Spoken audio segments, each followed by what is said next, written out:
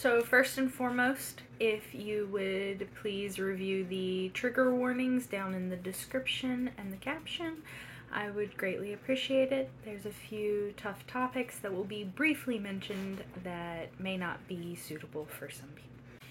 So it has come to my attention that some of my followers are also Bridgerton fans, like I am, and in honor of Season 3, Part 2, coming out this week, I thought it'd be fun to talk about some of the actual history in the Bridgerton Queen Charlotte universe, specifically regarding the Queen Charlotte show. So, to begin, I'll give a little bit of reference of the show, so some spoilers. If you have not seen Queen Charlotte, I do not recommend watching this video.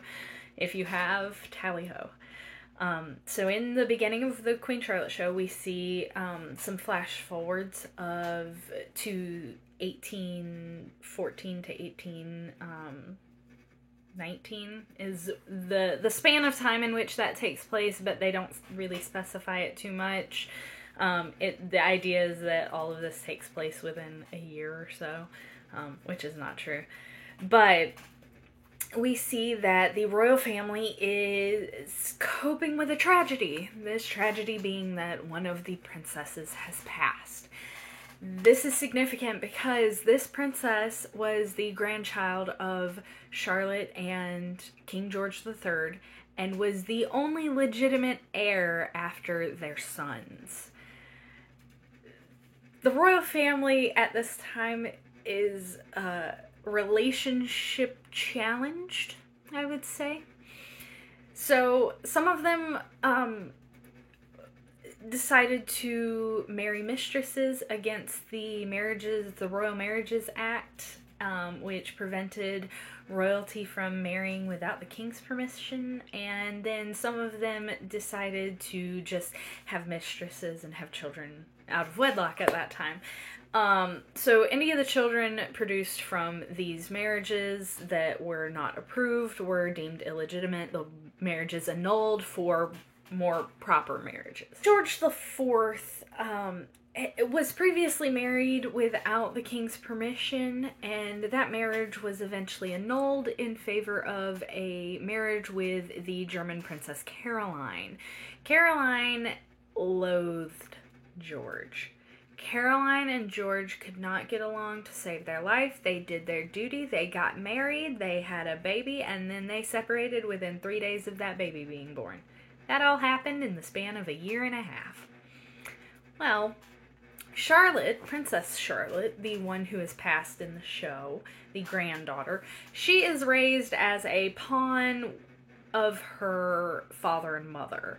Her mother tries to keep her under her wing and teach her in her ways. Her father tries to use her to get back at the mother, to try and figure out ways to get a divorce from her, have her take away visitation so that she can admit that she's been adulterous, which was the only way that he was going to get a legitimate divorce from her at this point. None of that ever worked. Eventually, Princess Charlotte, she is told she needs to marry now. Well, as the heir to the throne, she needed to marry somebody of well standing, and she had a little bit of a letter writing fling with a gentleman, an equerry, I believe.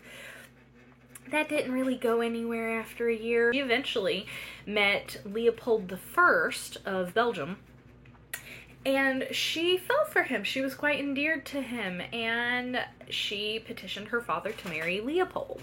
Leopold I is not a choice that her father preferred. He was not as wealthy as William of Orange, but at this point, William of Orange had moved on and married, so he had to give in at this point.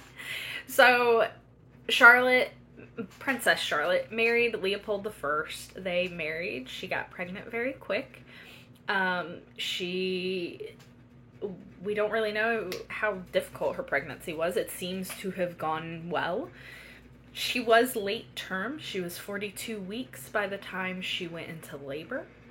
She went into labor for 2 days. something to note in this time period, this is the 18 teens, and within the last 100 years, it had become very popular for the royal families of Europe to have male attendees, male midwives. And the man attending Princess Charlotte, they figured out the baby was horizontal in the womb, and he deemed it unsafe to perform a C-section or use forceps. After 2 days, Charlotte was delivered of a stillborn baby, and she seemed to be healing well. Enough so that they went to bed. Leopold took an opiate to go to bed, but they went to bed. And she woke up in the middle of the night, bleeding profusely and cold and in pain, and passed. So quick that they weren't even able to wake Leopold yet at that point. So at this rate, now we have entered the crisis, the succession crisis. There are no legitimate grandchildren left. There's 12 children left. Some of the daughters get married off.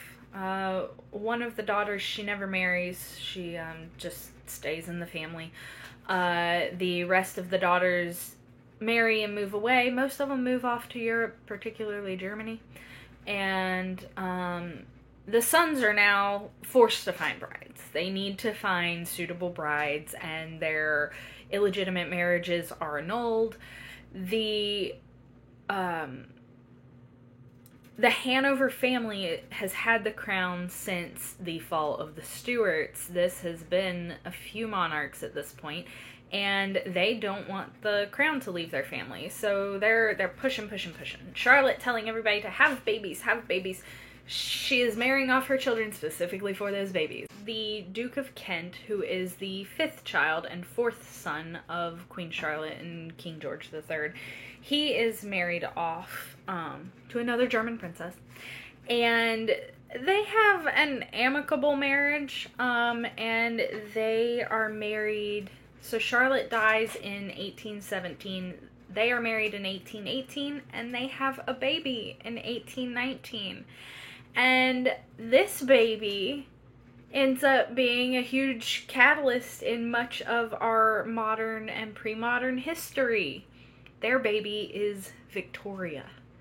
Victoria goes on to be Queen Victoria I of England, one of the longest reigning rulers of England and Europe, and one of the most impactful rulers of Europe, in my opinion, both positive and negative. She had her problems, and she is the mother of all of the European royalty post-1800s, so all the world wars you can blame on her kids and grandkids.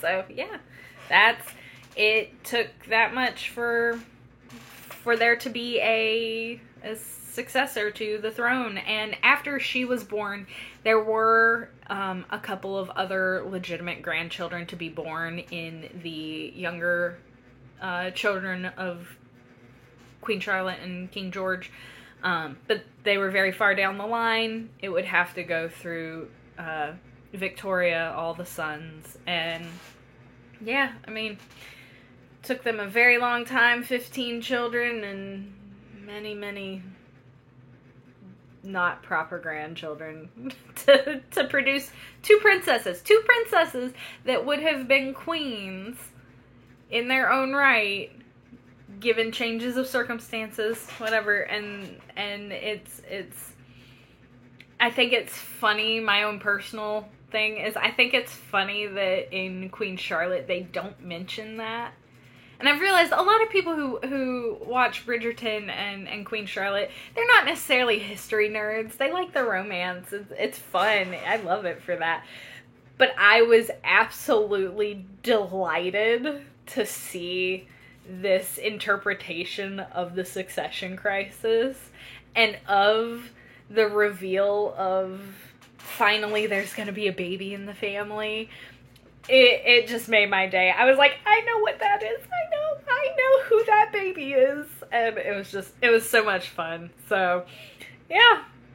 Happy Bridgerton Day.